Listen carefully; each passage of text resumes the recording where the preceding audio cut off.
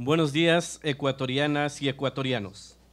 Sin lugar a duda, para Radio Primavera, estación del sistema satelital RTU, y para el noroccidente del país, hoy es un día trascendental en la historia de nuestros cantones, porque podemos contar con la presencia del representante legal de la democracia en el Ecuador y voluntad popular, el señor presidente Rafael Correa Delgado, y por otro lado, los representantes de la expresión pública, de la libre expresión, los representantes de las distintas estaciones de radio y televisión que están presentes el día de hoy.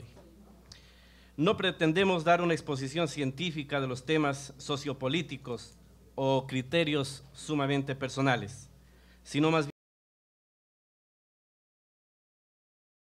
de la población ecuatoriana y las propuestas estratégicas para solucionar esos problemas por parte del gobierno central. Me complace presentarles a mis colegas que estarán compartiendo esta entrevista. Lady Carrera, de Radio y Televisión Saracay. Señor presidente, muy buenos días y bienvenido a esta hermosa región de exuberancia natural. Los sanmiguelenses le damos la más cordial bienvenida y es un placer que esté con nosotros en este día. Qué alivio que se llamen sanmiguelenses, porque como era San Miguel de los Bancos, decía se llaman banqueros y tengo un problema. Sanmiguelenses. Qué bueno, no, sí sabía sanmiguelenses. Un abrazo a todos. De la misma forma, Iván Moreta, de Radio y Televisión Canela. Señor presidente, buenos días. Un gusto para nosotros pues expresar y transmitir las inquietudes del pueblo ecuatoriano. Leonardo Guaya, de Radio Primavera, estación del sistema satelital RTU. Le hacemos llegar pues esa bienvenida al noroccidente de Pichincha, cantones hermanos como Puerto Quito, Pedro Vicente Maldonado, San Miguel de los Bancos y las 4 parroquias legendarias del Distrito Metropolitano de Quito. Bienvenido. Bueno, muchas gracias.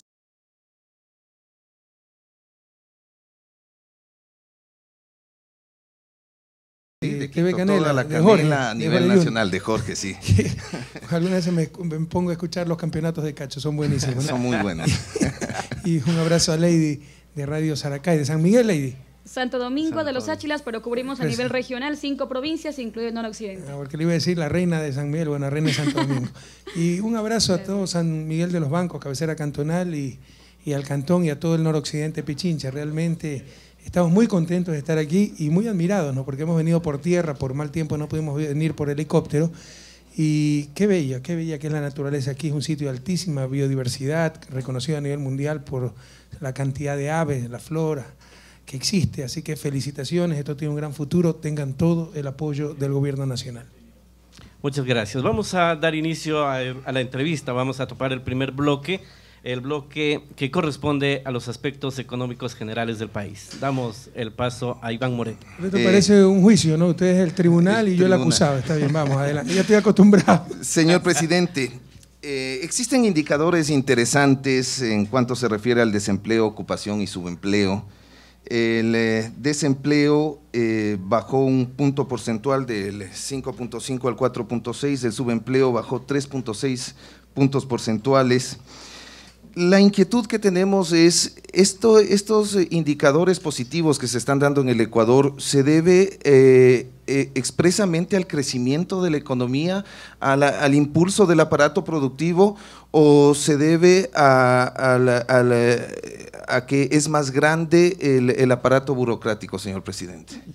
Bueno, gracias por la pregunta. Quisiera antes disculparme porque nunca le acierto, ¿no? Yo he venido en camiseta y ustedes están bien elegantes, me hubieran avisado, no, la avanzada. Eso falla en mi avanzada, ¿no? Que no me dice con qué código, con qué vestimenta tengo que venir, así que les pido disculpas. En todo caso, mire, qué pena que no tengo los datos a la mano, pero es una falacia esto del crecimiento de la burocracia. Cada semestre es como el asunto del gasto en publicidad, 70 millones. Todos los trimestres hay que decirle, ¿cómo se llama esa ONG que antes estaba ahí, César Montúfar, que hace política, participación ciudadana? Señor, eso no es verdad. Nosotros tenemos 70% de descuento en publicidad y vuelven a sacar lo mismo. Algo similar con el aumento de la burocracia. Y Petroecuador aumentó 3.000 trabajadores.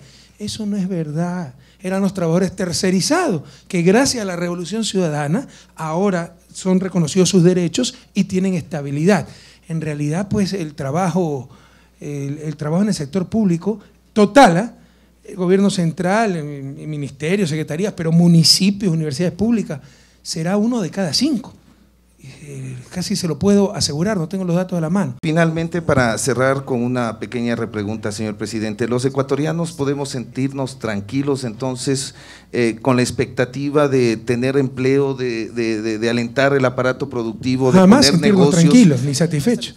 Hasta que haya un pobre del país no podemos sentirnos tranquilos ni satisfechos. Hasta que haya un solo desempleado. Esa tasa de 4.6%, que es la más baja de la historia, usted tiene una población económicamente activa de unos 5 millones de personas, cada punto porcentual significa 50.000 desempleados. O sea, eso de ahí significa 250.000 desempleados. Entonces hay gente que todavía busca trabajo. Por supuesto, siempre hay un desempleo que se llama friccional en economía, que es imposible reducirlo. Estamos cerca de ese punto, pero significa gente que está buscando trabajo. Entonces tenemos que seguir trabajando, perdónenme la redundancia, para reducir la tasa de desempleo, para todo aquel que desee trabajar pueda encontrar un empleo adecuado. Hay problemas estructurales. Por ejemplo, tenemos cerca de 60.000 abogados. ¿Cómo le garantiza empleo en su profesión a 60.000 abogados? Entonces son las deficiencias que tiene la universidad, la planificación nacional. Eso es lo que estamos tratando de corregir, pero algunos quieren que continúe la fiesta, ¿no? Y seguir haciendo lo que les da la gana. Y ahí vamos a tener una posición muy firme y esas son las cosas que hay que discutir en la próxima campaña electoral. Entonces hay factores estructurales que generan desempleo o subempleo. Ese abogado que se pone a manejar un taxi es un subempleado, porque su preparación es para otra cosa. Sus expectativas de ingreso podrían ser superiores de acuerdo a su formación. Lo que ha invertido el país en él es una gran cantidad. Entonces, eso es ineficiencia social, eso es una forma de subempleo que se llama por especialidad, por especialización. En todo caso, son factores estructurales, eso toma un poco más de tiempo remediarlo. Pero en cuanto a factores coyunturales, dinamismo de la economía, etcétera, nos va bastante bien, pero obviamente hay que trabajar mucho más y nadie puede sentirse tranquilo en este país. Si quiere, parafraseando a Juan Pablo II, hace más de 25 años que llegó al país, que nadie, lo que dijo en nuestro país, en Guayaquil, en los Amanes, que nadie se sienta tranquilo mientras haya un niño sin escuela, un anciano sin protección, un obrero sin trabajo. En consecuencia, tenemos que seguir luchando. Gracias, señor presidente. Continuando con el tema económico, señor presidente, en los últimos días ha sido noticia nacional el hecho del posible incremento en cuanto al bono de desarrollo humano. Y obviamente esto ha generado mucha expectativa dentro de la población que se beneficia de este programa social. ¿El gobierno central realmente piensa elevar este bono y mediante qué mecanismo se va a realizar?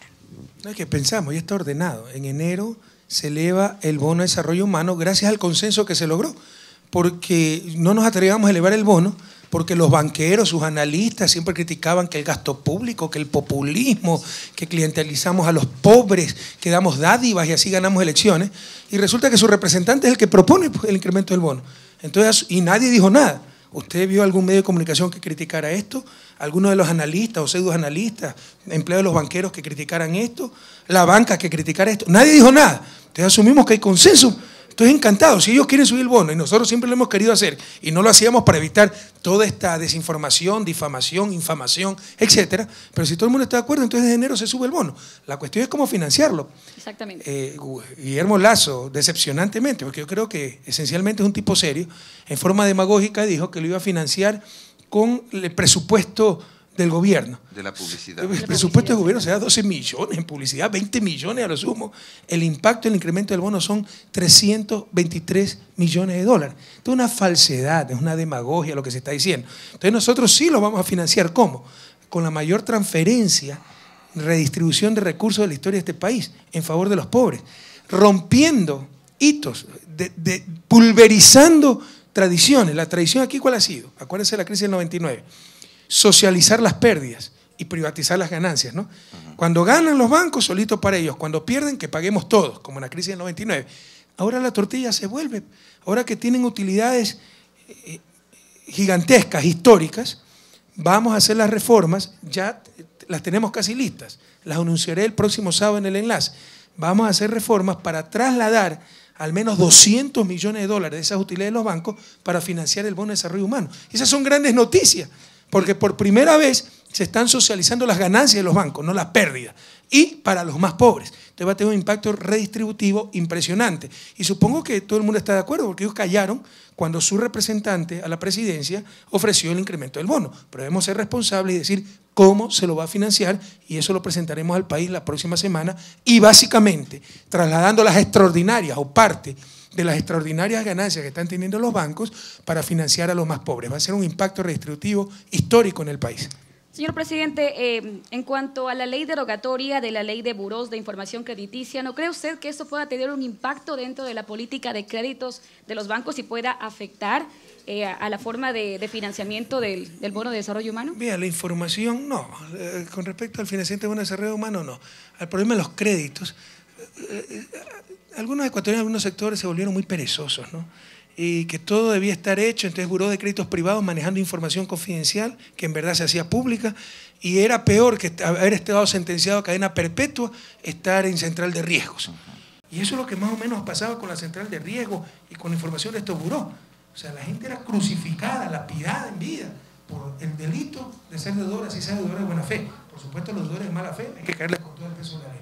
Para evitar estos problemas, ahora hay un organismo público que mantiene esa información. Los bancos pueden recurrir a ese organismo público, y le insisto, que no sean perezosos, pero si no era la información determinante lo que tenían los burós de crédito, yo tenía que hacer un análisis del proyecto, del perfil de la persona, pero no, si estaba en la central de riesgo, no tienes crédito. Si en el buró de crédito decían, no, esta persona no puede pagar un crédito, ya no te prestamos más, sin averiguar si el proyecto era bueno, si usted era deudor de buena fe, etc. Eso no es correcto, eso no es justo. Entonces estamos cambiando todas esas instituciones, prácticas e incluso estructuras injustas. Señor presidente, solo quiero hacer una repregunta al tema. ¿Qué hará el gobierno nacional si la banca, que ya está advirtiendo públicamente, cierra esas líneas de crédito hacia los ecuatorianos? Porque dicen que no van a tener cómo comprobar, que no tienen historiales a 6 años y que solo tienen que manejarse con 3 años. ¿Qué hacemos, señor presidente?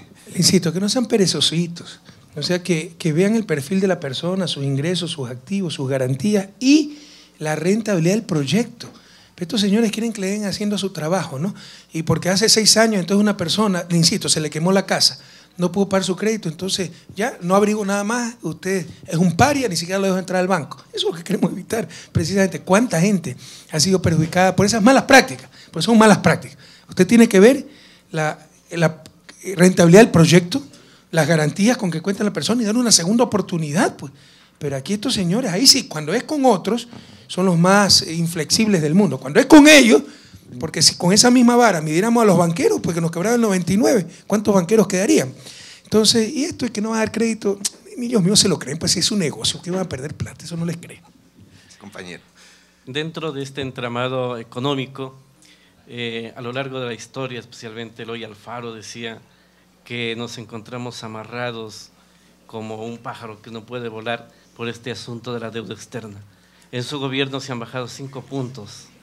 ¿Cómo se va a liberar algún día de este problema grande al cual el Estado pues destina un presupuesto significativo? Bueno, eso liberó.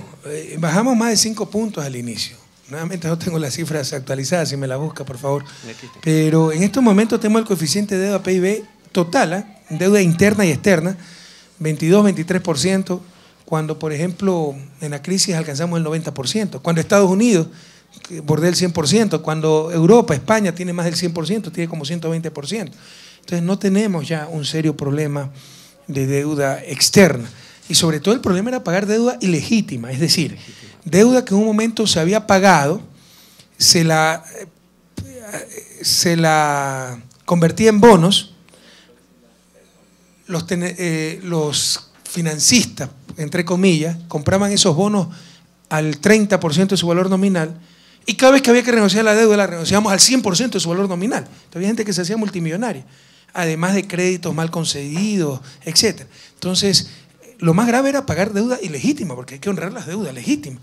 Pero esas deudas eran ilegítimas, muchas deudas de la época de la dictadura para comprar armamentos llenas de corrupción, sin transparencia, etc. Entonces, con la auditoría de la deuda, se eliminó toda esa deuda comercial, porque también hay problemas en la deuda bilateral y en la deuda con multilaterales.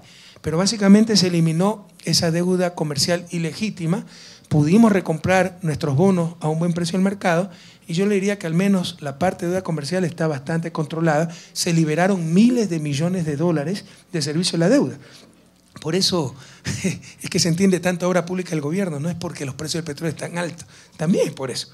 Pero es porque, por ejemplo, en lugar de pagar deuda, miles de millones, ahora liberamos esos recursos con la renegociación de la deuda para carreteros, hospitales, etc. Además, obviamente, de la recaudación de impuestos histórica que estamos teniendo. Entonces ya yo le diría el problema de la deuda no es el problema crucial del país, ya son recursos razonables lo que se destina al pago de la deuda, es deuda legítima. Las deudas legítimas hay que honrarlas, ¿verdad? Ya no es que se sacrifique educación, salud en función de la deuda, sino que primero educación, salud se invierte mucho más que lo que del servicio a la deuda. Entonces, por el momento no es ni de lejos el principal problema que tiene el país. El Ecuador se encuentra en el puesto 92 de los países deudores. En el mismo ámbito, hace un momento hablábamos sobre el empleo y subempleo, que es un camino pues, que tenemos que recorrer. Y algún día pues podemos estar tranquilos de tener trabajo. ¿Es posible llegar algún día a que el precio de la canasta básica sea equitativo o llegue a tener una equidad con el sueldo básico vital? Ya mismito llegamos. Mira, aquí me mandaron cifras, pero no tenemos el ahorro, ¿no? Pero el coeficiente de deuda externa pública como porcentaje del PIB, lo que se llama coeficiente de deuda. Yo le di el coeficiente total, deuda externa y deuda interna. Son diferentes. Deuda interna es ahorro nacional, es mucho más fácil de manejar. Deuda externa es con agentes externos, entonces es más complicado. En el 2000, solo la deuda externa, no la deuda total pública, la deuda externa llegaba al 69%. En agosto del 2012 nos llega al 14%. Entonces es un problema que tenemos bastante controlado, bastante dominado. Con la deuda interna, eso es IES, bonos del Tesoro a nivel nacional, etcétera, eso es 22, 23%. Bueno, con respecto a lo que usted dice, Dios mediante el 2014 llegaremos a lo que se llama la total cobertura del ingreso familiar con respecto a la canasta básica, cobertura del 100%. En estos momentos estamos en el 93%, porque cuidado, no es que solo hay que medir cuánto es el salario y cuánto es el costo de la canasta. El costo de la canasta está por encima de los $500, el costo del salario básico es $292, pero ahí tiene que poner sobresueldos, etcétera, porque hay que prorratear, ¿verdad? Claro. Y es más de $300. Pero usted tiene que medir no solo el salario, sino el ingreso familiar. En una familia tipo ecuatoriana no es una persona que gana el salario básico. En promedio es 1.6 perceptores de ingreso. Entonces, con ese 1.6 perceptores de ingreso y el salario mínimo de $292, ya estamos en una cobertura de 93% de la canasta básica. Es decir, la familia típica ecuatoriana logra con el ingreso familiar comprar un 93% de la canasta básica. El objetivo es que logre comprar 100%. Y esperamos lograr este objetivo máximo en el 2014. Y aquí otra cosa sumamente importante, y se me están escuchando los pobres de la patria, para que no se dejen engañar por los demagogos de siempre, empezando por Lucio Gutiérrez, que viene con el simplismo de, con Lucio todo era más barato. Sí, con Juan José Flores era más barato, con Maguata, mira, con Eloy Alfaro era baratísimo, porque los precios siempre suben. Esa es una tontería, eso puede decirlo un ignorante, ¿verdad? Un simplismo, porque hay que ver cuáles son los precios y cuál es el ingreso, pues. Probablemente en época de mi abuelita, un pan costaba 5 centavos, pero el salario a la final era $20, y no significa que estaban mejor que ahora. Entonces tienen que ver cuánto eran los precios, ¿ya? Y los precios siempre suben. Entonces con Lucio los precios eran más baratos, sí, con Maguara más barato, con Férez Cordero eran más baratos, con Velasco Ibarra eran más baratos, con Eloy Alfaro eran más baratos y con José Flores eran los más baratos de todos, se los aseguro. Entonces no, es una torpeza eso. No solo hay que ver cómo suben los precios, sino cómo sube el ingreso. Y el ingreso, pero ahí está la estadística, ha subido mucho más que los precios y por eso la gente puede vivir mejor. La capacidad de compra es mayor y tenemos esa altísima cobertura, la más alta de la historia, entre ingreso familiar y canasta básica, una cobertura del 93%. Así que, compas, no se dejen engañar por los demagogos de siempre con simplismos como, con Lucio, todo era más barato. Sí, y los sueldos de una empleada doméstica, el sueldo de una empleada doméstica era $80, prohibido olvidar. Señor presidente, compañero, ¿vamos a una repregunta? No. Ya, ok. Señor presidente, vamos a entrar al aspecto político. Se termina ya el periodo legislativo, estamos a las puertas de que los señores asambleístas terminen su periodo. ¡Qué bueno!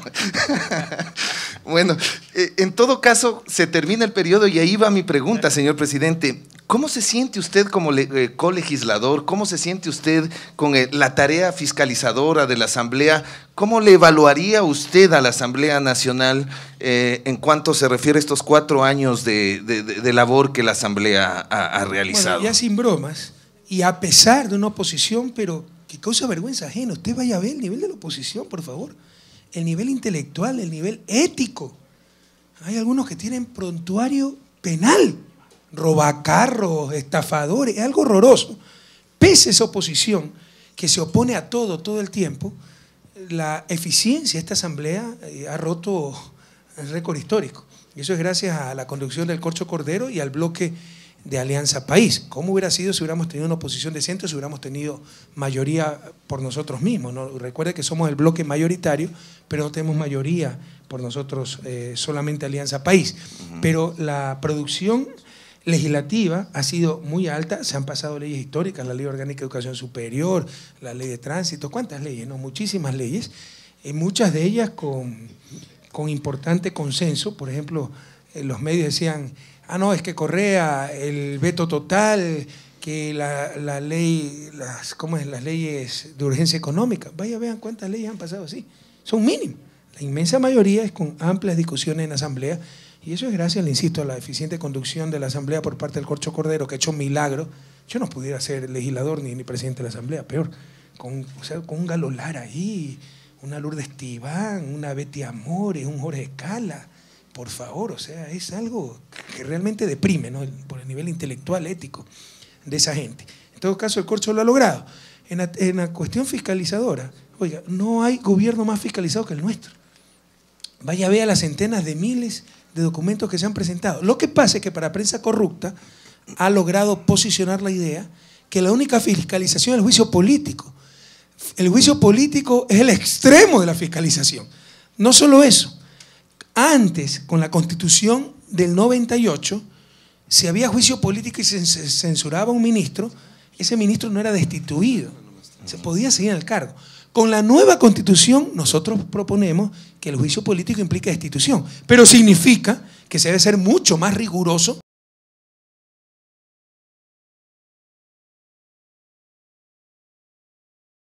Lo primerito que hacen es tratar de llevar a juicio político. Y como eso se ha impedido con la fuerza que tenemos en la Asamblea, no hay fiscalización. Mentira. Vaya a ver a la centena. Aquí tenemos ministros. Miles de comparecencias de los ministros en las comisiones. Centenas de miles de documentos presentados que hemos tenido que poner coto a ese abuso, porque cada asambleísta pedía individualmente la Constitución. Lea la Constitución y usted verá que dice la Asamblea fiscalizará. En consecuencia se tiene que encauzar a través del representante de la Asamblea la fiscalización y los pedidos de documentación, no cada chiflado por ahí que se le ocurre pedir cualquier cosa. Entonces, ¿sabe cuántos en toda la historia? Estados Unidos es la democracia más antigua del mundo. ¿Sabe cuántos ministros se han destituido por juicio político en la historia de Estados Unidos? ¿Cuántos? Si mal no recuerdo, 1. Si me equivoco serán 2. Pero un ministro de defensa creo en el siglo XIX por corrupción. ¿Verdad? Entonces quiere decir que en Estados Unidos no hay fiscalización. No, se fiscaliza. Pero el juicio político es el caso extremo, el último recurso. Pero aquí con la manipulación que se hace de la democracia, las instituciones, con la mediocridad política, con la complicidad de ciertos medios de comunicación, quieren que el juicio político sea el primer recurso. Además, y esto es importante, pueblo ecuatoriano, para que ustedes sepan evidenciar a los farsantes. Como el nombre lo indica, es juicio político, fiscalización política, no fiscalización penal. Para eso está el fiscal, los comisarios, la policía. Y eso es lo que quieren hacer los asambleístas para hacer show. Si ellos saben de un caso de corrupción con dinero público, eso es un delito de acción pública. Por favor, pueblo ecuatoriano, escúcheme. Para sancionar a ese ministro, secretario, quien sea, no requiere ni siquiera juicio político, basta presentar una denuncia penal. Sí. Y que investigue la fiscalía y se lo sancione penalmente. Entonces, cada vez que les digan, aquí hay peculado, corrupción, y no pongan la respectiva denuncia, sepan que ese tipo es un farsante, que los está engañando. Porque para sancionar infracciones se requiere poner una denuncia en la fiscalía. Como su nombre indica, el juicio político es para responsabilidades políticas, que puede incluir cuestiones penales, pero cuestiones no penales, suponiendo que en los incendios forestales la secretaria de Riesgo no haya actuado adecuadamente, No es que es corrupta, no es que cometió una infracción penal, pero tiene responsabilidad política. Se la llame entonces juicio político. Pero estos confunden a la Asamblea, su capacidad y atribución fiscalizadora política, con una comisaría, con la sucursal de la Fiscalía, y están perdidos en eso. Sí. Eso destruye la democracia, confunde a la gente. Si ellos saben de un caso de corrupción, no necesitan el juicio político, necesitan ir a poner una denuncia a la Fiscalía. Señor presidente, ¿cuál era la intención de la carta que usted envió al señor presidente de la Asamblea al decir de que los señores ministros no contesten las preguntas de los señores legisladores? No es la casa en orden, pues, y las cosas en orden. Se está rompiendo la Constitución. Y no hemos querido decir esto antes para precisamente no tener estos ataques de prensa, que nos oponemos a la fiscalización, que la prensa libre e independiente, cuando también dijimos que los ministros no vayan a contribuir al negocio de ciertos medios privados, que entonces que estamos evitando que nos investiguen, etcétera. Para evitar tanta tontería hemos soportado estoicamente esto varios años. Pero ya basta, pues. Vaya, vea la cantinflada de este asambleísta García al ministro Ceballos de Deporte, 120 preguntas, que si tiene juicio penal, o sea, cosas para humillar. Y yo no quiero presentar al pueblo ecuatoriano las cosas que mandaba Galo Lara a la presidencia, ¿no? Porque son hasta cosas soeces, o sea, vulgares, de la más baja, del más bajo nivel, como es el alma de ese tipo. Cosas, señor presidente. Ridiculece. ¿Cómo se evita eso? Cumpliendo la Constitución. Aquí tengo la Constitución. Por favor, véanme el artículo correspondiente, que dice que es la Asamblea la que tiene que fiscalizar, no cada asambleísta. Y por si acaso, a nivel de funciones del Estado, solo la Constitución puede dar competencia, no la ley. Sí. O sea, yo no es que la Constitución como presidente y al Poder Ejecutivo le da tales competencias y después hago una ley atribuyéndome, arrogándome más funciones. No puedo, eso es inconstitucional. Entonces, claramente la Constitución dice que es la Asamblea la que fiscaliza. Y eso significa que tiene que pasar el pedido, o tiene que venir el pedido de información a través del presidente. Es mentira lo que han dicho los medios, que no queremos dar información.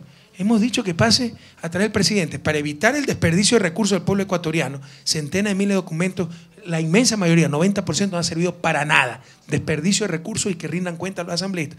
Y segundo, para evitar estas cantinfladas, preguntas torpes, humillantes, mal hechas, innecesarias, etcétera, para elevar un poquito el grado de seriedad de la política ecuatoriana. Por supuesto, la prensa nunca va a querer aceptar eso, cierta prensa, y ya hubo pues una malqueriente presentadora de televisión que dijo que era para ocultar el caso de Usac Cofiec.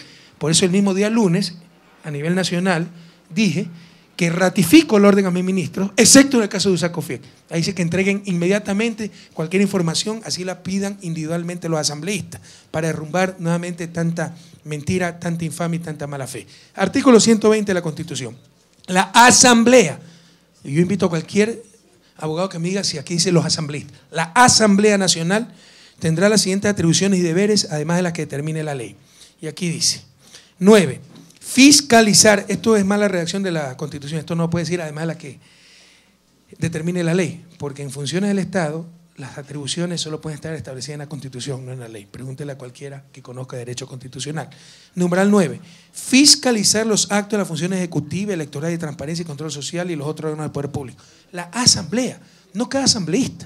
Aquí hemos tenido casos de asambleístas que han ido a la Dirección de Tránsito de Santo Domingo. Son asambleístas, denme información. Eso es totalmente ilegítimo, eso es totalmente ilegal, es un abuso de autoridad. Pero por hacerle daño al gobierno, cierta prensa apoya eso. Que sigan apoyando, ya nadie les cree, ¿verdad? Nosotros haremos cumplir la Constitución, la ley, la ética, la decencia, el sentido común, y evitaremos esos excesos y esos abusos que lo hemos aguantado estoicamente durante años. Señor presidente, ya que topamos el tema del poder legislativo y también tomando en cuenta que estamos ya con un ambiente electoral, los próximos comicios presentan una novedad para nosotros y es la elección de los asambleístas distritales. Tomando en cuenta San Miguel de los Bancos, Pedro Vicente Maldonado y Puerto Quito elegirá a un representante a la Asamblea por esta región. Según su criterio, ¿cuál cree usted que debe ser el perfil que debe tener este representante para la Asamblea Nacional, tomando en cuenta que es una novedad muy grata porque ya no únicamente se van a ver representados tal vez por Quito, por ciudades más grandes, sino ya por su región en sí? Bueno, el perfil que todo hombre público y mujer pública suena horrible, toda persona pública debe tener, ¿no? Capacidad. Un tonto no puede ir a la Asamblea y tenemos algunos tontos en la Asamblea. O sea, Clever Jiménez, hágale un test de coeficiente intelectual. O sea, además de mala fe, es una persona extremadamente tonta, un Jorge Escala, ¿verdad? una persona honesta y tenemos corruptos en la asamblea, gente de mala fe que va a abusar de su poder, que va a sacar rédito de sus puestos. Una forma de corrupción es acusando de corruptos al resto, tal vez para tranquilizar su conciencia, ¿no? Porque así son los corruptos. O sea, más corruptos sos vos, entonces ya me siento menos sinvergüenza, ¿no? Y son los que más echan lodo a la honra ajena. Entonces, honesta, capaz, trabajadora. Hay asambleístas que nunca van a la asamblea. Sin ir un día a la asamblea, le ponen una multa, pero el sueldo es $6.000 y recibe $3.000, así no haya trabajo en todo el mes. Sin ir nunca.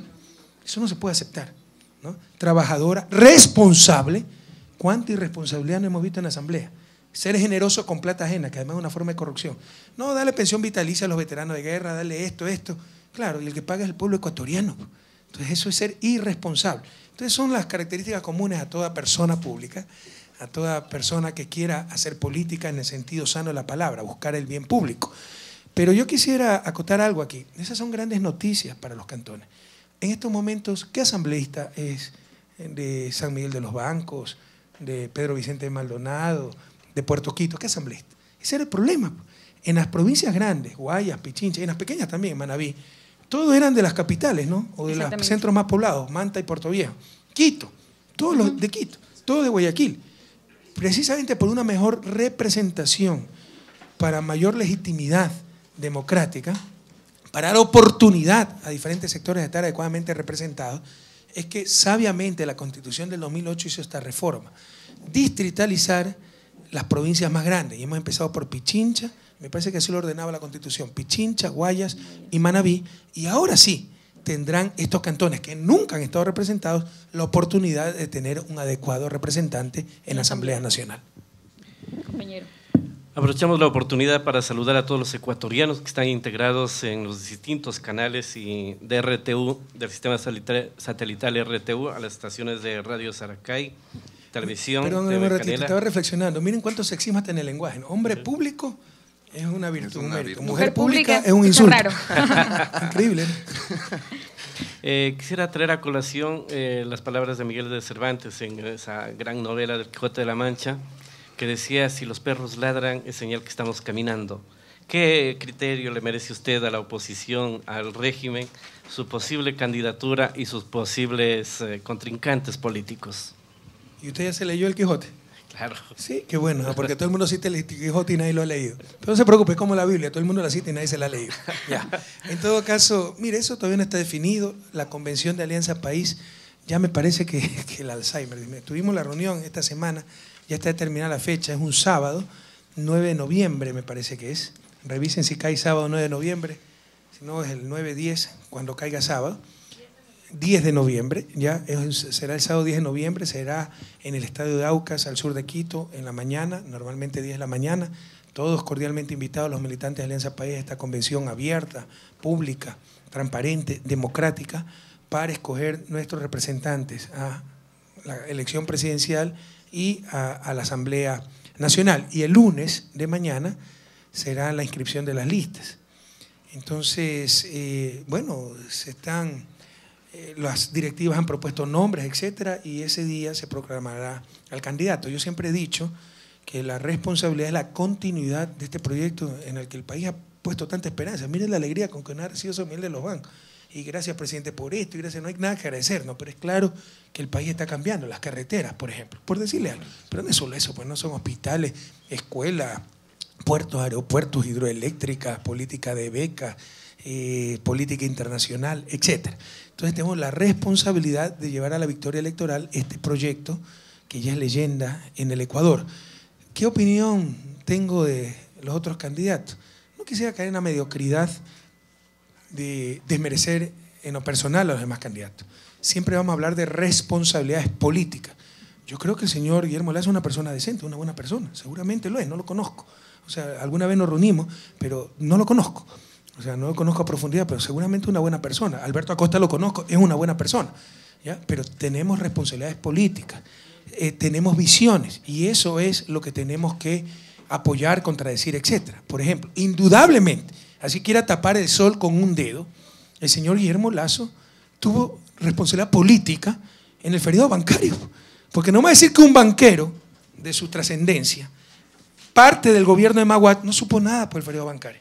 No solo eso, acepta el Superministerio de Economía después de congelar los depósitos, después del feriado bancario.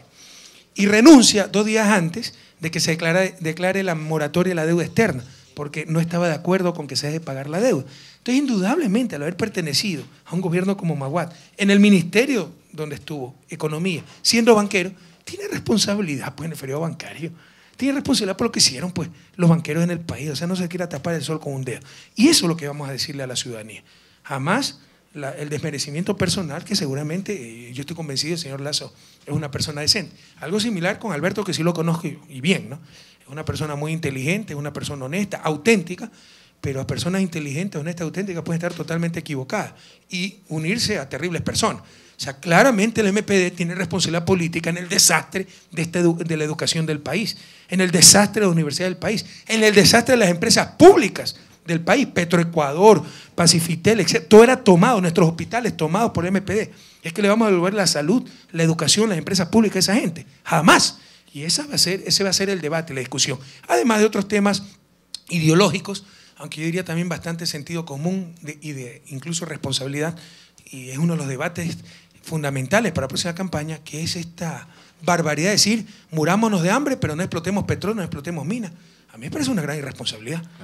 El principal desafío imperativo moral del país es eliminar la pobreza. Y para eso necesitamos, como usted decía, crecer, y para eso necesitamos nuestros recursos naturales no renovables. Obviamente explotados de forma responsable. Entonces también será uno de los temas de debate adecuado, ideológico, pero que el país se pronuncie y que todos respetemos el pronunciamiento popular. Señor presidente, perdón, hablamos de la oposición, ahora hablemos un poco de sus coidearios. Desde una perspectiva de política internacional, dado la ganancia del presidente Hugo Chávez en Venezuela, ¿cómo ve usted la consolidación de la izquierda en Latinoamérica y cómo cree usted que esto puede afectar dentro de su campaña electoral, que sin duda alguna pues ya está por sentado también que va a ser nuevamente ratificado como presidente? ¿Cómo cree usted que afecta ¿Usted va a estar en la convención del SPI entonces? Me va a apoyar, gracias. Yo no estoy buscando la candidatura y si alguien más puede llevar a la victoria a la Revolución Ciudadana en buena hora. Créame que estoy bastante cansado. Mire, yo creo que los resultados de Venezuela a nivel electoral son independientes de los de Ecuador, donde sí hay una gran repercusión, un gran impacto y un paso al frente en esta lucha que estamos llevando los gobiernos progresistas de la región, en desbaratar pues toda esta falacia de la prensa, porque prohibido olvidar, pues. ¿Se acuerdan de lo que decían? Capriles adelante, que empate técnico, y que Chávez sí tendrá la magnanimidad de reconocer el triunfo de Capriles, y que se derrumbe el socialismo del siglo XXI, y que Chávez es un dictador que nadie lo quiere, y viene el pueblo venezolano pues y le da una bofetada democrática a todos esos mentirosos. Entonces creo que eso sí ha sido una contribución a nivel regional, porque es una muestra más de lo que estamos enfrentando, estos poderes mediáticos mentirosos, totalmente sesgados, que son partidos de oposición, ¿ya? De estos poderes internacionales que intervinieron directamente en la campaña, porque no eran solo los medios nacionales, los medios latinoamericanos, en Estados Unidos, en todos lados, que Capriles va adelante, etc. Y si ganaba Chávez solo por un 2, 3%, olvídense, no lo hubieran dejado posesionar, hubieran dicho fraude, etc. Gracias a Dios ganó con tanta amplitud que el mismo Capriles tuvo que reconocer enseguida la derrota. Pero si ganaba con 2, 3%, imagínense el problema que todas estas mentiras hubieran causado. Esto creo que es una contribución a Ecuador y a América Latina, porque ya la gente está preparada. Sabe cómo mintieron en Venezuela y ahora ven la realidad. Igualito van a mentir ciertos medios aquí, que la candidatura de Guillermo Lazo, que está creciendo, que se está derrumbando, de tendencia creciente de Correa, y todos van a saber que es mentira. Así que yo me lanzo, ¿no?, de Alianza País en general, y todos van a saber que es mentira. En eso sí ha contribuido lo de Venezuela y la experiencia de Chávez. Y por supuesto, pues que esto demuestra el inmenso apoyo popular que tienen los gobiernos de cambio en nuestra América, la consolidación del socialismo, pese a todas las mentiras, pese a toda la manipulación, pese a la conspiración constante de los grupos de poder nacionales e internacionales, encabezados, aunque no únicamente por los medios de comunicación, pero hay otros muchos grupos que cuentan los días para ver cuándo se caen nuestros gobiernos, para estar en las respuestas de nuestros pueblos. Señor presidente, aprovechando el tema para hacer una pequeña repregunta, ¿cómo se encuentran las relaciones con Colombia en el momento? Muy bien, en extraordinario nivel. De hecho, este mes o el próximo vamos a tener el gabinete binacional, me parece que el próximo noviembre en Tulcán. Hay una comunicación permanente, creo que hay una gran empatía, pese a las diferencias ideológicas, con el presidente Santos, a quien le deseamos, dicho sea de paso, una pronta recuperación del quebranto de salud que tuvo. Además, queremos felicitarle, le estoy escribiendo una carta muy sentida por esa extraordinaria iniciativa de buscar la paz con conversaciones políticas, porque no sabemos si algún día puede haber una victoria militar en ese conflicto. Pero hasta eso es dudoso si puede haber, pero si lo hubiera, va a costar muchísimo. Entonces, va a costar muchísimo a los propios colombianos. Entonces, el camino que ha escogido de conversaciones por la paz merece la felicitación de toda nuestra América. De hecho, yo le he dicho, es de las noticias más felices de la última década para la región, y en eso cuente Colombia totalmente con nosotros, en cuerpo, alma, espíritu. Y bueno, las relaciones con Colombia están en un gran momento. Señor presidente, existe un tema muy sensible para los ecuatorianos y es el tema de la seguridad y la justicia. Es una asignatura que quisiéramos algún día superarla, aprobarla. Y lógicamente, pues, señor presidente, seguimos sintiendo que los delincuentes son apresados por la policía y son liberados por los jueces. Han existido reformas profundas en el sistema de justicia ecuatoriano, sin embargo, los de a pie, los que estamos en las calles, sí sentimos una inseguridad por donde caminamos. ¿Qué vamos a hacer, señor presidente, con esto? Yo también la siento. Y eso no se va a resolver con politiquería, con demagogia, y nosotros meteremos a la cárcel a delincuentes. ¿Cómo? Entonces, usted lo ha dicho, un grave problema, no solo era la policía, que no tenía ni pistola, ahora ya tiene pistola, pero nos faltan todavía 17.000 policías, ¿no?, para estar en los niveles internacionales, sino la justicia. Y, es que la Constitución garantista de la Alianza País, mentira. El 2x1, aquí está Johanna, ella es experta, y Karina también, es el cumpleaños de nuestra ministra de Salud. ¡Viva la Santa! ¡Feliz cumpleaños, Karina! Qué pena, te traímos a trabajar el día de tu cumpleaños. Bueno, hoy día farreamos ya. Aquí está Johanna, ella es experta, funcionaria de carrera de la justicia, actualmente ministra de Justicia y Derechos Humanos. El 2x1, ¿quién lo implantó? Presidente, eso viene desde el año 1998 en que se dieron todo lo que eran los cambios 2x1, después existió el quinquenio. Básicamente era el simple paso del tiempo y rebaja absoluta de penas, es decir, nunca se llegaba a cumplir una pena como debía haberse hecho. Es a partir del año 2009 en donde realmente lo que se empieza a dar es la rebaja de pena por méritos. En un sistema penitenciario lo que debe existir son, dentro del proceso de rehabilitación social, que los privados de libertad realicen varias actividades, desde estudios, trabajo, etcétera, para que realmente… Pero dejemos claro, ese 2x1, por el cual los delincuentes cumplían la mitad de la pena y salían libres, lo instituyó la Constitución de 1998, social cristiana y demócrata cristiana. Pero son tan caretucos que ahora se lavan las manos y miran para otro lado. Prohibido olvidar, pueblo ecuatoriano. Luego viene lo de la caducidad de la prisión preventiva, que es una norma buena, correcta, pero en manos de malos jueces es terrible. ¿Por qué? Porque ¿qué pasaba antes? Usted estaba 6, 8 años sin sentencia en la cárcel, después de acabar el juicio era inocente y le arruinaron la vida. Y ahora se decía, si después de un año de estar preso, no tiene sentencia, tiene que salir libre. Un año es un tiempo razonable, pero con los jueces que teníamos, habían 6.000 casos de caducidad de prisión preventiva. Por eso tuvimos que ir a la consulta popular. Yo no le podía garantizar al pueblo ecuatoriano, la responsabilidad de seguridad la tengo yo, ¿verdad? Pero depende de otra función, pues los jueces, la función judicial. Tuvimos que ir a la consulta popular para que el pueblo ecuatoriano me otorgue la confianza de nombrar un consejo de judicatura transitorio que reforme todo eso. Y lo estamos reformando. Y los resultados son extraordinarios y se está avanzando rápidamente. No queremos todavía dar cifras porque siempre se puede manipular. Es como la del desempleo. Ahí están las cifras oficiales. Pero eso significa 250.000 personas que todavía no tienen empleo. Entonces la prensa corrupta, para hacernos quedar como mentirosos, va a entrevistar a cada uno de esos 250.000. Si decimos los delitos están bajando, va a entrevistar al que robaron, asaltaron para decirnos mentirosos, ¿no? Entonces todavía no queremos presentar indicadores, pero sí le puedo decir que ya se ven los resultados. Hay clara tendencia decreciente en el nivel de inseguridad, y eso porque ya tenemos nuevos jueces, un nuevo consejo de judicatura que sanciona a los malos jueces, y se ven, si usted quiere, no es el indicador, lo importante son los resultados, ¿no? Pero si usted quiere ver un indicador que, ¿cómo podría decir?, demuestra que algo está cambiando, la población carcelaria, por el 2x1, caducidad, etcétera, se nos había reducido a cerca de 10.000 personas. Hoy estamos en cerca de 19.000, porque ya, por ejemplo, el delito de flagrancia, tuve que contratar un asesor para que le dé seguimiento, porque la policía agarraba ahí a un delincuente asaltando a mano armada y por pereza el juez decía contravención y en 48 horas lo soltaba. Entonces volvía a robar. Entonces ya estamos dando el seguimiento uno a uno de esos casos. Ya ese tipo no sale. Robo a mano armada, robo con violencia, así sea que la arranche en su reloj, es robo con violencia. Eso no es contravención, eso es delito y son 2 años de cárcel. Entonces ya no permitimos que se libere esa gente, le damos seguimiento a los jueces y bueno, esa gente se está quedando en la cárcel y ya se ven los resultados. Y le insisto, no quiero adelantar cifras para no darle comer a la prensa mala fe de siempre, pero por ejemplo, la población carcelaria, véala, ¿cuántos personas privadas de libertad teníamos? 10.000, ahora tenemos como 19.000, porque ya esa gente no es liberada por los jueces. En realidad 20.500 sí, considerando los contraventores, que son 1.500 aproximadamente semanalmente. Pero los que están en prisión por delitos, acusados de delitos, son cerca de 19.000. ¿Y cuántos eran? 10.000, ¿verdad? Fueron, en su momento llegaron hasta 10.500 aproximadamente. Entonces, ¿cómo usted, esas 9.000 personas, antes estaban sueltas por los jueces? Mire lo que pasó hace poco, que lo denuncié en la Sabatina. Este par de sinvergüenzas capturados en secuestro express. El uno había tenido 3 detenciones. ¿Ya? 3 detenciones por delitos graves, robo a mano armada, tenencia de armas, etc. Tenencia de armas 5 años. Y a todos los dejaban libres. Yo entiendo que un padre de familia que cometió un error, incumplió la ley, tiene un arma por defender a sus hijos sin antecedentes, etc. Bueno, se le dé pues libertad condicional. Pero alguien que tiene antecedentes delictivos y lo encuentra con un arma, al bote. Pues. No, lo soltaban. Ese tipo había tenido 3 detenciones por delitos graves.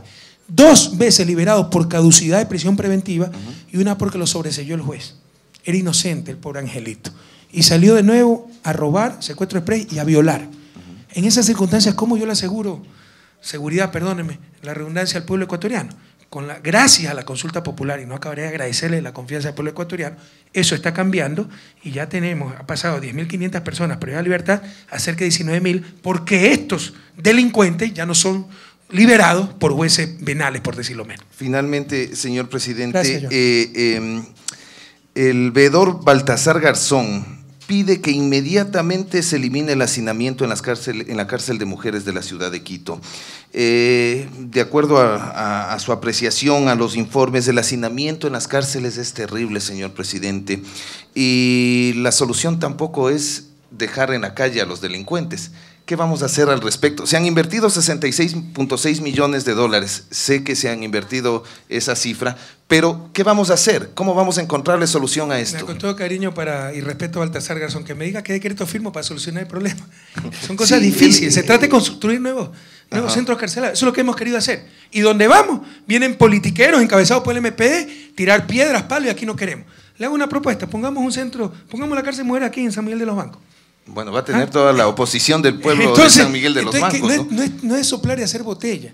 Mientras nos exigen muchas cosas, no nos permiten actuar. Y nadie quiere ceder un espacio, nadie quiere hacer un sacrificio. ¿Cómo resolvemos los problemas colectivos si nadie quiere contribuir a eso? Sobre todo en este problema carcelario. Sin embargo, estamos avanzando.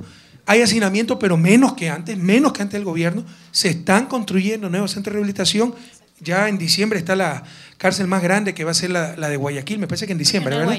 Y vienen otras más, pero bueno, va a tomar todavía unos meses. Sin embargo, le insisto, el hacinamiento, es que ¿cuándo no ha habido hacinamiento en las cárceles del Ecuador? Pero el hacinamiento ha disminuido con nuestro gobierno. Vaya, vea los nuevos pabellones del Centro de Rehabilitación Social de Guayaquil, son muy decentes, cárceles para 2 personas, con toda seguridad. O sea, cumpliendo la sanción para esa persona, que es la pérdida de su libertad, pero no la pérdida de su dignidad, porque siguen siendo seres humanos. Pero obviamente todavía nos falta camino por andar, pero no ha sido fácil, porque donde aquí se nos quejan todos los días y los periodicazos del hacinamiento, etcétera, y donde se quiere construir cárceles, vienen esos mismos medios de comunicación a hacer escándalos, vienen los politiqueros a tirar piedras, a generar violencia, que aquí derramaremos hasta la última gota de sangre. ¿Cómo construimos cárcel? Johanna, no sé si quieres agregar algo más. Sí, presidente, primero aclarar lo del tema del veedor Baltasar Garzón. La visita la hizo conmigo y no es lo que realmente salió en los medios de comunicación. El veedor primero no ha dado ningún informe. Primero no ha dado ningún informe oficial al respecto, porque todavía inclusive está mañana y pasado, porque seguimos haciendo el tema de la veeduría, pero el informe sobre la última revisión no ha salido oficialmente y es bueno que se sepa. Cuando estuvimos visitando, porque no solo visitamos el tema actual y lo que estamos viviendo, sino también ya el nuevo modelo de gestión con los nuevos pabellones, como lo ha dicho el presidente, y vio el cambio radical, porque inclusive en el nuevo modelo de gestión lo estamos trabajando con la Organización de las Naciones Unidas, que él lo conoce hace muchísimos años, y lo que él dijo es que realmente tenían un problema había el problema de hacinamiento, porque nadie ha negado que existe eso, pero que realmente lo que a él le satisfacía es haber visto toda la planificación que existe para poder terminar con ese hacinamiento. Así que no es que ha dicho que inmediatamente lo hagan, sino que más bien qué bueno que existe esa planificación para hacerlo. Una acotación, porque yo sé que se van a tergiversar mis palabras, van a decir, entonces Correa cree que metiendo preso a todo el mundo, el control, la persecución, es que se va a resolver el problema de inseguridad. No, pero metiendo preso a los delincuentes sí. Y por si acaso, el promedio mundial de personas privadas de libertad me parece que es 1.4 por 1000 personas. No sé si nosotros estamos por debajo de ese promedio. Y antes estábamos muy por debajo. Quiere decir que algo pasaba. Y el país que más alto coeficiente de personas privadas de libertad tiene es Estados Unidos, que creo que 7 por 1000. O sea, 7 veces casi más que el promedio mundial. Nosotros estamos por debajo de ese promedio y eso expresaba un problema claro, que los jueces penales, malinterpretando las leyes, no liberaban a todo el mundo. Entonces, ¿de qué sirve, por un lado, llenar el balde si por otro lado hay un hueco y se chorrea todo? Entonces, la policía agarraba delincuentes y al día siguiente lo soltaban los jueces. Incluso así la policía tiene temor de cumplir su deber, porque son padres de familia, esposos, y al día siguiente se encontraban con el delincuente capturado que les estaba amenazando. Entonces, hemos solucionado esto gracias a la consulta popular y por eso es que aumenta la población carcelaria, pero todavía estamos por debajo del promedio mundial. Ministra, ¿qué se está haciendo para no llevar mucha gente a las cárceles y después para que los que salen ya de las cárceles puedan reintegrarse a la sociedad con una conducta nosotros aceptable? Hemos firmado el año anterior un convenio con República Dominicana. República Dominicana tiene la Escuela de Excelencia Penitenciaria de la Organización de las Naciones Unidas. Estamos trabajando justamente en un nuevo tratamiento penitenciario y en el Código Orgánico Integral Penal propusimos que ese tratamiento penitenciario sea plasmado de una forma clara, detallada, de cómo debe hacerse. Ya lo estamos plasmando pese a que no tengamos la ley, pero tenemos que avanzar también en ese tratamiento. Pero fuera de eso, en el modelo nuevo, buscamos lo que se llama el horario fijo establecido, que va desde el trabajo penitenciario, todo lo que se refiere a la educación, que es privada de libertad que ingresa, tiene que obligatoriamente estudiar. Y claro, todos estos acompañados con talleres también para prepararlos tecnológicamente. Pero todo eso son dilemas de política pública, todo eso cuesta recursos, tiempo, etcétera. ¿Cuánto estamos invirtiendo en cárceles? 66. En lo que vamos en este año ya va 180 millones de dólares. 180 millones. Esas son 90 escuelas del milenio. Los padres de familia le pueden reclamar a mí, oiga, usted le está dando mejores condiciones al delincuente y mi hijo no tiene dónde estudiar. Son dilemas de política. Y mientras nos exigen entonces que haya escuelas del milenio, que no haya hacinamiento en la cárcel, no al petróleo, no a la minería, ¿cómo hace? Ni mandrake, pues Dios mío. Entonces es una de las cosas que debe discutir seriamente el país. Primero, otra cosa, pueblo ecuatoriano, por favor escuchen, prohibido olvidar. Usted le está haciendo todas estas preguntas sobre el sistema de rehabilitación social a la ministra de Justicia, ¿no? Prohibido olvidar que antes no había pues Ministerio de Justicia. Ahora ya tenemos del Ejecutivo alguien que se encargue pues, de la rehabilitación social. ¿Sabe quién se encargaba antes? La Fiscalía, que era autónoma, y era el que acusaba. El que acusaba tenía que encargarse de los acusados, presos y de la rehabilitación. Era un sistema absurdo. Fíjese cómo hemos avanzado. Y tercera cosa, ya es una convicción personal, que quiero decirla muy claramente. Por supuesto, el discurso político correcto es que hay que tratar de rehabilitar a las personas privadas de la libertad. Y vamos a tratar de rehabilitarlas, sinceramente. Pero no nos engañemos. La prioridad es proteger a los honestos. Entonces ese discurso lo va a dar María Paula Romo en las elecciones, Alberto Acosta, etc. Yo también me suscribí a ese discurso al inicio del gobierno. Pero vamos a ser muy realistas. Algunas veces es imposible aquello. Y la prioridad es proteger a los honestos. Por eso no nos engañemos. La pena debe ser primero disuasiva para que la gente no cometa un delito, ¿ya? Para evitar el cometimiento de delito. Segundo, debe ser de protección. Si este señor es peligroso, cumple su pena, 6, 8, 10 años, si es un criminal, asesino, etcétera, 16 años, ¿ya? Para proteger a ciudadanos honestos, ¿no? Y tercero, debe tratar de rehabilitarse esa persona. Pero no nos engañemos, la pena debe ser disuasiva y se debe proteger a los honestos. Sistemas muy avanzados, como el noruego, por ejemplo. Usted ve que el asesino que mató como 70 jóvenes, le dieron solo 21 años de cárcel, algo así, porque ese es el máximo que existe en la legislación noruega. Pero a los 21 años, un comité lo evalúa. Y si todavía es un peligro para la sociedad, le da 5 años más. Porque no va a dejar a alguien suelto que sea un peligro para la sociedad. Y puede ir de 5 años en 5 años, y ahí sí hasta cadena perpetua. Entonces no nos engañemos, la pena debe ser disuasiva y debe ser un medio de protección a los honestos, además de tratar de rehabilitar a esa persona, pero muchas veces no se puede, y hay criminales tremendamente peligrosos que hay que ponerlos a buen resguardo para proteger a la mayoría que somos ciudadanos honestos y pacíficos. Se nos terminó el tiempo, señor presidente. Voló la hora, en realidad. Increíble, ¿no? Fue increíble. Me parece que empezamos hace 5 minutos. Queremos agradecerle, compañero. ¿Usted quiere decir algo a nombre de la región? Sí, a nombre de la región del noroccidente del país, que siempre estamos en la expectativa de las buenas noticias que nos trae a través de su administración. Yo creo que toda la audiencia aquí en la región quiere extenderle ese agradecimiento a usted por venir a visitarnos, por venir a hacer el gabinete itinerante, por hacer el día de mañana la sabatina aquí en San Miguel de los Bancos, por estar en sintonía con el pueblo. Radio Primavera pues les tiende también ese gran saludo, que es estación de RTU y está retransmitiendo a nivel nacional. Un agradecimiento a todos los ministros, a todos aquellos que nos acompañan en este día. Y les dejo pues en la parte final, señor presidente, para cerrar esta entrevista. Bueno, somos nosotros que agradecemos. La verdad es que estamos muy felices, nos han dado una recepción, usted ha visto, fue una fiesta popular.